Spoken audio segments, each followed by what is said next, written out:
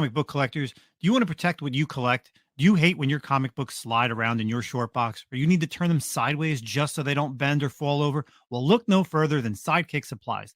Their product fits firmly inside your comic box, so you don't need to worry. And not only is their product made in the USA, but also ships free directly to your doorstep. Check out our sponsor, Sidekick Supplies, at sidekicksupplies.com and use the code Comic-Con15 for 15% off your purchase. Believe me, you'll be ordering more than one. Welcome to the one and only Comic-Con Podcast, your podcast for comic book news, reviews, and comic community drama, with your hosts, Nemesis Prime and Milton the Manimal. Are you listening? What's going on, everybody? Welcome back to the Comic-Con Podcast, Season 4, Episode 36. Recording this on September the 5th. Hopefully everyone's having a great day, morning, evening, or weekend. It is just your boy, Nemesis Prime, alone this week. Mr. Milton the Manimal is out in, I don't know, let's call him the traveler that he is. And, he's got some stuff with work. So, I figured we'll do a quick episode today. First and foremost, community stuff. I really appreciate all of the people that sent community questions, but I feel like we got to wait till those come in for both, not only myself, but when Zach's here. So hopefully we'll get to all. I'll have them saved. We'll touch base on all of them next week because there was a bunch of good ones in there that I feel like they're both addressed to both Zach and myself. So we'll wait for Zach next week to return, and we'll go over those community questions and any other community questions. And you could always send us to our Instagram. We always post it in the stories the day before we record, or the Comic-Con Podcast at gmail.com. So other than that, let's kind of get right into our reads. So again, Zach's not here. I'm not going to go deep into the Venom War or Absolute Power stuff. I'm just going to talk about my reads for the week. And of course, with our new series that we've been doing called Comics and Beers. Let's go. So this week's Comics and Beers is brought to you by Asbury Park Brewery. The Sea Dragon. Got myself a nice Indian Pale Ale, live and loud, 7% alcohol. So let's taste this. Not bad, not bad. It's founded in Asbury Park by local musicians and beer freaks. I'm a big fan of going to Asbury Park for concerts, the summer, just all the cool things down there. I've been going there for many years. Really awesome beach town. And they do have a little collectible store I've just never been to. So let's kind of kick it into some of the comic books for the week. Like I said, no, we're not going to do any of the tie-ins, no Absolute Power, and no Venom War. So this week we did have the Exceptional X-Men #1, and this is going to be an all-female led team. I don't know. This issue by itself, I got to say, I really wasn't feeling it. The majority of the issue has Kitty Pryde, and just she finds this chick who is a mutant, and you don't know what her powers are until you see them.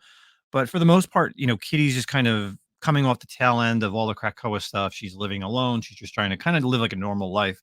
And I'm like, man, the cover looks so cool. It's got like Emma Frost and Kitty, this new girl, and then like two other characters. Unfortunately, I don't know. I'm sure Zach would know, but the majority of them don't even show up. Emma doesn't show up until the very end of the issue. So it kind of is like setting up a second issue. But I'm like, all right, well, this isn't really like a team book because, we've been reading X Factor, X Force, and X-Men, and all those are just straight up team books. So can't really speak too much on it. Really was a downer. I was expecting a little bit something more, especially coming out of this first issue. Next up, we have Animal Pound #5, the final issue, written by Tom King. And first and foremost, I just want to preface it by saying, you all know this is not a political channel, not a political podcast, but it bugged me the moment I opened up the book and the first thing that's on the inside of the page where it tells you, chapter 5 and who's the writer and who's the artist. It says, this issue was written and illustrated prior to the events of July 13th, 2024. It is presented as an originally entitled work of speculative fiction in the Orwellian tradition. And I'm like, what? So immediately my viewpoint on this issue that I'm about ready to read has already changed. And I'm thinking, oh, it was July 13th. I was like, oh yeah, the attempted assassination of Donald Trump. And I'm like, all right. So now in the back of my head, as I'm reading this issue, I'm already thinking what's going to happen. Like what's going to prepare myself where people are going to freak out because they're reading this and they're thinking of this political aspect, this Donald Trump thing. Like, there was no need to put this in there because if I would have just read the issue and finished off this series, I would have been fine. Knowing how these 5 issue or 4 issues prior have been going with the idea of an animal shelter ran by cats and dogs and rabbits, and every quarter or whatever you want to call it, they have a new election, they have new animals that lead them. It's completely different than what's in our society. It's it has the laws, and that's the idea. But I would have never thought to open up the book and read that and then seeing what happened. It was a very heartwarming story by the end. If you have been reading it, Madame Fifi, who's the main cat, and Titan, who's kind of like the main dog, they have their separate stories for themselves, but then there's also the other dogs and cats that are in there. And again, it's a heartwarming story. But as far as like a political propaganda storyline, like I could have done without that opening, not even a monologue, like just verbiage that Tom King had to put in here, or maybe it was image. I don't know, but it just kind of bothered me. So it is what it is. But it was a good read overall. If you get a chance, if you haven't read it, wait till the trade. Animal Pound 1 through 5, done by Tom King.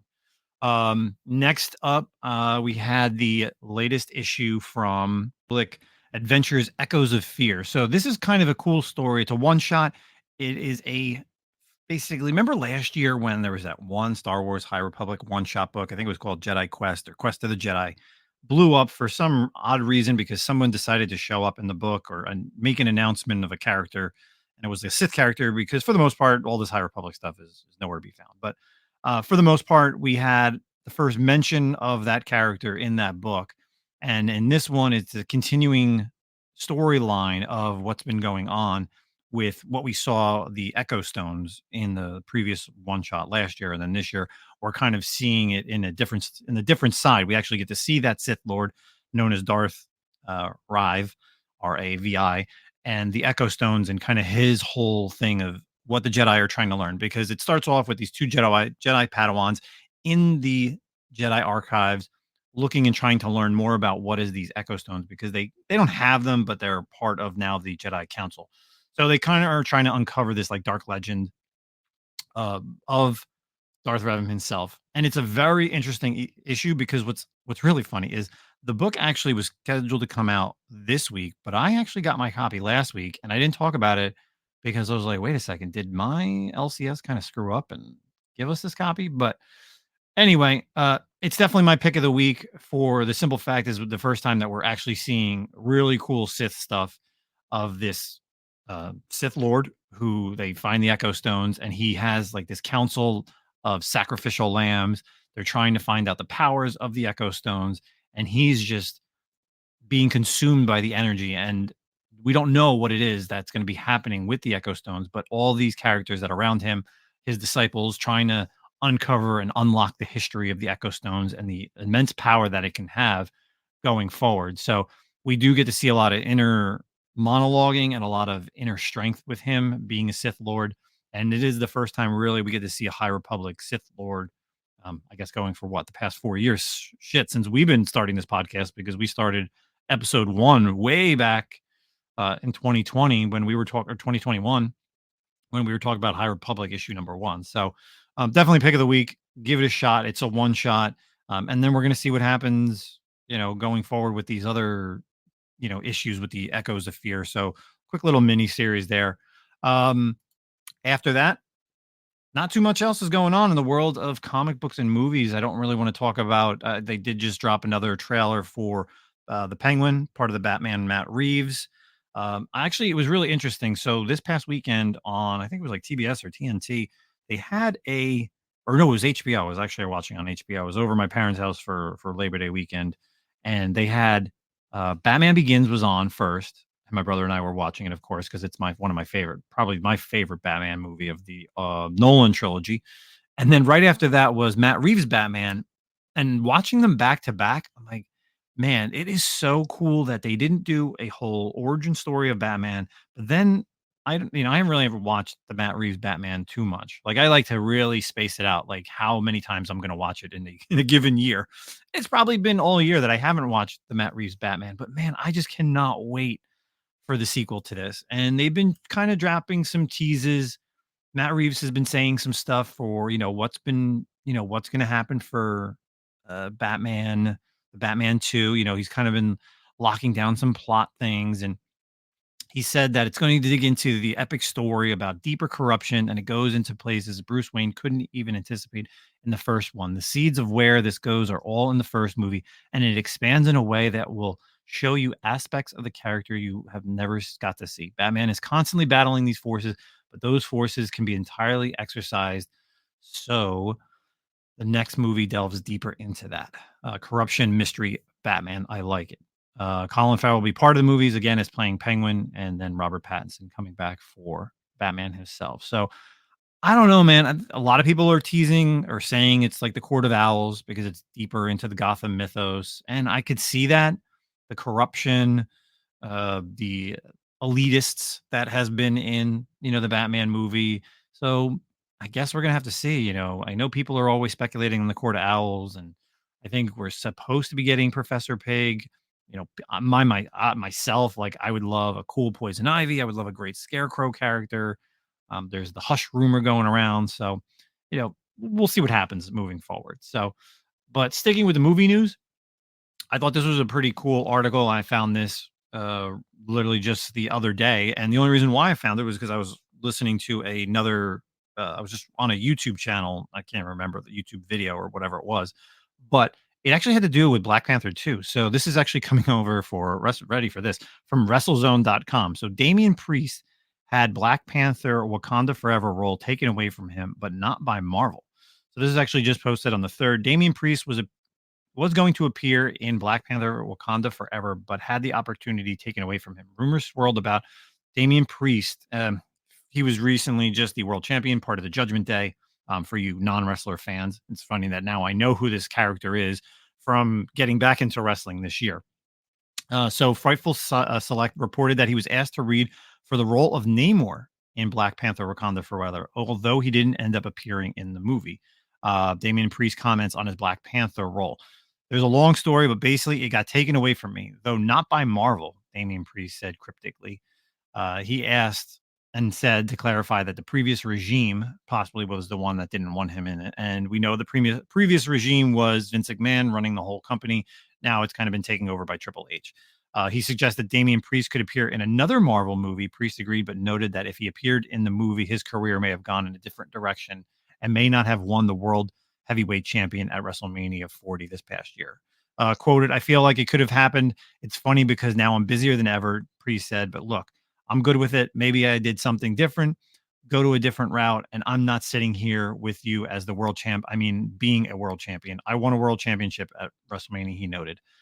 I don't know if this happens, if things were differently. I live in a certain now that I can't look back and regret. I can't dwell on things that didn't go my way. I have to focus on what's next and what I can do positively for myself. So what are your thoughts? I'm sure a lot of people, could be the first time that you're hearing about this. If you do know the wrestler Damian Priest, what will you think if you got to see him as Namor? He's a tall dude. Like he is, I don't know, he's got to be at least like 6'5". He's taller than Zach. And he does have, when I'm watching his promos over the past, 8 months, he does speak Spanish or, a different language, sometimes. And, Namor has that Aztecian language. And I'm curious to know, do we think that he would have been a good, like, as a no-name actor, right? Because the actor that did play Namor was kind of a no-name for the majority of us, to come out of nowhere to play him. So what would we have thought as Damian Priest, the WWE wrestler? I would have liked to see that because that would have been some crazy stuff, I think. So interesting news. Could we have seen more? Again, like you said, could his life changed? Who knows? But something for the future, right? Next up, one more article this week is a DC article. So getting into the comic stuff. We'll see what else we can pull out of the old internet as well. So coming over at DC.com, Batgirl, Cassandra Kane returns in an all-new DC series. So coming out in November, former, I don't know, League of Shadows, League of Assassins part, maybe. Cassandra Kane, one of the Batgirls, along with Stephanie Brown and Batgirl. we got ourselves a new upcoming series for her. So the most recent Batgirls, I think it ran like 16 issues, if I'm right. I liked the storyline. It had Stephanie Brown as Batgirl, well, along with the Cassandra Kane who we're talking about right here, and then you had Oracle, Barbara Gordon in the background, taking care of them. So hold on, this one's coming over, like I said, DC.com. So hold on to your seats, clutch your pearls, and rejoice in celebration because on November 6th, Cassandra Kane is taking center stage in her first solo Batgirl series in nearly 2 decades. And that is something that is very true because if you do recall, there was the old Batgirl series that she kind of kicked off many, many years ago, which is wild to think. And that ran, I want to say, even close to about 80 issues before she kind of stepped out of that role. And then Stephanie Brown had her series, and then the new 52 came and they brought Barbara back. So it's been a while since we've seen her. So when a deadly group of assassins shows up to kill Cassandra Kane, Lady Shiva must come to the rescue, and they're forced to put their complicated past aside and work together as mother and daughter to ensure to make it out alive. Unfortunately, things are never as easy as they seem, and Batgirl must embark on a jaw-dropping martial arts-filled adventure in her quest for truth and justice and revenge. This is a Batgirl unlike any other, so don't miss the opportunity to dive into the psyche of one of Gotham City's deadliest fighters while exploring her deep and complex relationship with her mother. And I will say, probably growing up, in the 90s, knowing Barbara Gordon from the Batman animated series and maybe Batman 66, we all knew Barbara. But then when Barbara got her back broken in the Killing Joke and there was no Batgirl for a while, they introduced Cassandra Kane, and she's a mute. She doesn't speak. And for her to be Batgirl for as many issues as she was, she was the 90s Batgirl for the most of us, right? Like if you didn't watch Batman the Animated Series, you didn't know about Cassandra Kane if you weren't reading comics. So, and then she kind of got out of that role. Stephanie came in and took the mantle of Batgirl. And then we had, like I said, the new 52 role, and the Rebirth stuff kind of put Barbara Gordon back into the cowl. But man, Rebirth Detective Comics run really did a lot for a lot of these characters. They really stepped up Kate Kane as Batwoman. You really got to push for Cassandra Kane bringing back into her role because she wasn't Batgirl at the time. She just had like a ninja costume. That's all she was. So I think the idea of putting her back in the cowl as Batgirl with the other ones, right? Because you also, again, like I said, you have Stephanie Brown and Barbara Gordon for the most part, is like a throw in every now and then she'll throw on the cowl. And I always feel like it's funny because, especially with the Batman lore and the Batman, there's like the many Robins. We talk about it all the time. Like, oh, who's the best Robin? And there's Damian who is Robin, and then you have Tim Drake who's Robin. But now you have this on the same side as the female, so there's multiple characters who can play the Batgirl role. So, with that being said, I'm excited for it. I love seeing the Batman family have their own series, and especially Cassandra Kane because she is that type of character who has been a progression over the years, and she has been able to speak a little bit more. She's kind of coming out of her shell, especially in the latest Batgirl series. If you never got a chance to read that, I'm sure there's a trade or a hardcover that you could pick up because like I said, it's only 16 issues. So give that one a whirl. It's available for pre-order now.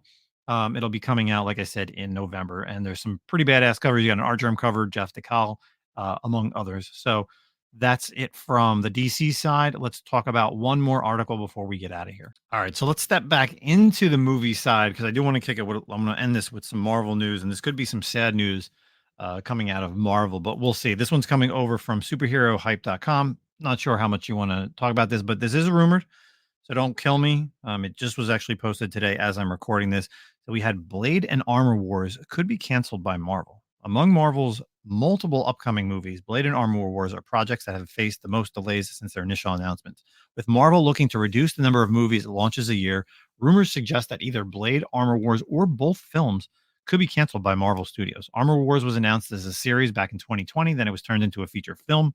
Meanwhile, Blade was announced in 2019 and has since gone through several delays and until it gets the story right. But the latest rumors suggest that due to the numerous behind-the-scenes changes at Marvel and delays in the MCU's release schedule, the schedule will soon make its final decision to either continue or drop the projects. So according to scalper Daniel Rickman over at The Direct, Marvel will decide the fate of these. As for Marvel, they have at least 5 live-action series in development. I've also heard a few decisions on the fate of Armor Wars and Blade is expected in the coming months. So nothing official, but it is a rumor. So for anybody that's been speculating on looking forward to Armor Wars or Blade or whatever, what have you, I mean, we already have enough stuff coming in 2025, right? We have Captain America. We've seen the trailer for. If you've gotten a chance to find and see the Thunderbolts trailer, we've seen that.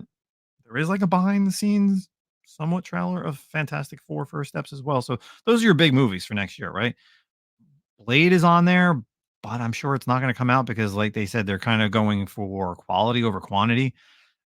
Me down the line, I think there's a lot more characters that should have movies. There's a lot more shows. I guess if they haven't, they are saying in development. Daredevil's coming. We're gonna have at least a follow up to Ms. Marvel.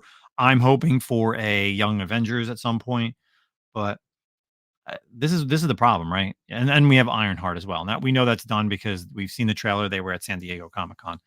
Again, take it with a grain of salt, but I don't know, people out there, what do you think? Like, do you think that we need to scrap these projects and just say, screw it, let's continue the way that the arcs are going and move forward until, Secret Wars and Battle World, Avengers Doomsday, and then however they want to restructure it, right? Let's just say they completely redo the MCU after that and say, maybe this wasn't the route to go. Maybe we need to do a horror side as its own separate thing. Like, does Blade really deserve a movie? Maybe he's really due more for a series. Because I feel like the problem is with the movies is you really need to go big and you need to make a lot of money. And yeah, Blade did very well in the early 2000s. It was definitely it has a cult following. It still has a cult following to this day. You had a great director on them. Obviously, the first one doesn't have like a big name villain that everybody can remember. The second one with Guillermo del Toro, same thing, like great cast. And then the third one is, the final one. You get Blade Trinity, you have Ryan Reynolds, um, being Ryan Reynolds. And, he kind of pushed it for a Blade character who came back in Deadpool and Wolverine. And I'm just at the point where I'm like, I laugh every time I hear news about what's going on with Blade because it's just not happening. And this actor, Mahershala Ali, is getting older. He doesn't want to do it. I'm sure he's kind of getting fed up. It's almost to the point where Channing Tatum, is looking more likely that he's going to get a Gambit movie after what we've seen these behind the scenes little clip that that Gambit survived the void. I mean, at this point, what would you rather see? Would you rather see Mahershala Ali get a Blade movie, or would you rather see Channing Tatum do his Gambit movie that I feel like he's more about than Mahershala Ali is about the Blade movie? Because all we have ever heard from Mahershala Ali is that one behind the scenes clip or post credit scene with him in the Eternals, which is where's the Eternals too?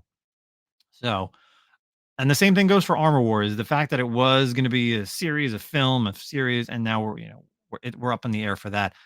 That's another one. Like, how can you think that this is going to be a movie, Armor Wars, unless you're including Ironheart, unless you're bringing back Pepper, maybe?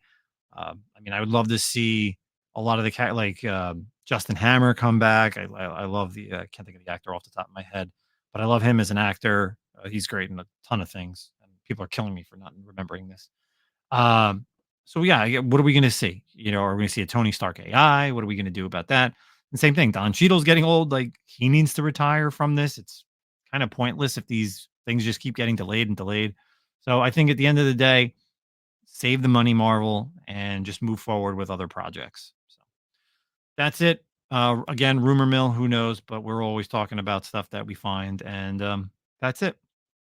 Of course, if you have not picked up, please, we still have copies of our Teenage Mutant Ninja Turtles #1, the Comic-Con podcast Terrificon exclusive, over on my eBay page, or you can hit me up directly on Instagram or any of our Instagram accounts. You can go directly on our link tree, click on it. It'll actually link you right to my eBay page if you want to purchase a copy. If you don't want to hit me up directly, if you live all over the world, you can go ahead and purchase it, and multiple copies if you'd like. Other than that, hopefully everyone had a great Labor Day weekend. And Zach will be back next week. We got some stuff in the works, and then we have Baltimore in about 2 weeks, I think. So Zach and I will be at Baltimore doing our thing over there. We're looking to go to an Orioles game and hang out with the community again. So that's it for this week's episode of the Comic-Con podcast. Thank you all for listening. Enjoy the rest of your morning, day, or evening. Peace out, everybody. Hey, comic book collectors. Do you want to protect what you collect? Do you hate when your comic books slide around in your short box, or you need to turn them sideways just so they don't bend or fall over? Well, look no further than Sidekick Supplies. Their product fits firmly inside your comic box, so you don't need to worry. And not only is their product made in the USA, but also ships free directly to your doorstep. Check out our sponsor, Sidekick Supplies, at sidekicksupplies.com and use the code ComicCom15 for 15% off your purchase. Believe me, you'll be ordering more than one.